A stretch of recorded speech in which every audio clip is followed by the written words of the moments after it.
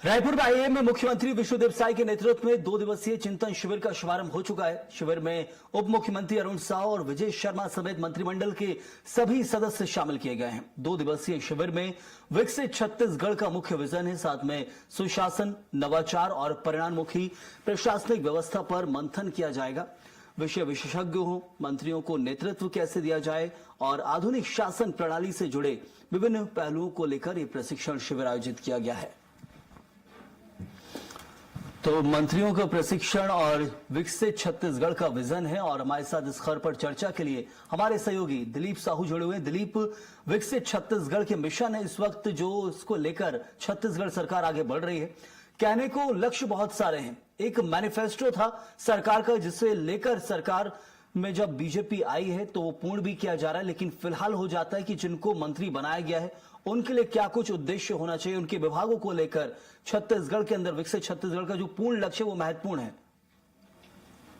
हाँ, उसी से थोड़ा पहले दिख जाएगा एसबीआई ऑफिस। हाँ जी, बिल्कुल सही। हम बता दें कि आईआईएम नया रायपुर में मंत्रियों को जो चिंतन शिविर है जिसमें मुख्यमंत्री, दोनों डिप्टी सीएम और मंत्रिमंडल के तमाम सदस्य शामिल है और ये चिंतन शिविर का आगाज हो चुका है। आज से ये तीसरी बार है। मुख्य रूप से साल 2024 में 1 मई और 1 जून को हुआ था, 31 मई और 1 जून को हुआ था। उसके बाद दूसरा जो चिंतन शिविर है वो साल 2025 में 8 और 9 जून को हुआ था। इसी कड़ी में ये तीसरा चिंतन शिविर है, जिसे चिंतन शिविर 3.0 कहा जा रहा है और इसकी जो शुरुआत है आज से हुई है। 2 दिवसीय चिंतन शिविर है, नया रायपुर में इसका आयोजन हुआ है और इसमें मुख्य रूप से जो बातें सामने आई है इसमें कृषि, ग्रामीण विकास, उद्योग, निवेश, पर्यटन, खेल, नवाचार, उभरती प्रौद्योगिकी, सुशासन, संस्थागत सुधार, नेतृत्व विकास तथा प्रभावी जन सेवा जैसे विषयों पर विस्तृत रूप से चर्चा होगी, जिसमें राज्य से बाहर और राज्य के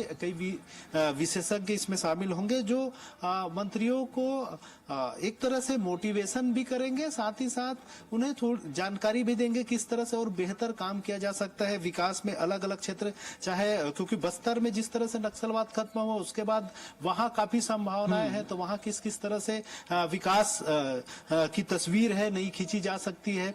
इसके अलावा अलग अलग विषय विशेषज्ञों का चयन किया गया है। इसमें ओलंपिक खेलों में सहभागिता करने वाले नारंग भी है, तो कहीं न कहीं अलग अलग जो गगन नारंग है जो उत्कृष्टता और नेतृत्व को लेकर अपनी बात रखेंगे। तो निश्चित तौर पे प्रदेश में खेल को लेकर किस तरह से संभावनाएं हैं, इन तमाम चीजों को लेकर उसको और किस तरह से बेहतर सरकार उसमें काम कर सकती है, इसको लेकर जानकारी देंगे। तो दूसरी तरफ शशांक मणि त्रिपाठी जी है जो सार्वजनिक नीति और विकास से संबंधित बातों को लेकर सरकार के साथ अपनी जो अनुभव है साझा करेंगे और प्रेरित करेंगे कि किस तरह से और बेहतर नीति बनाई जा सकती है।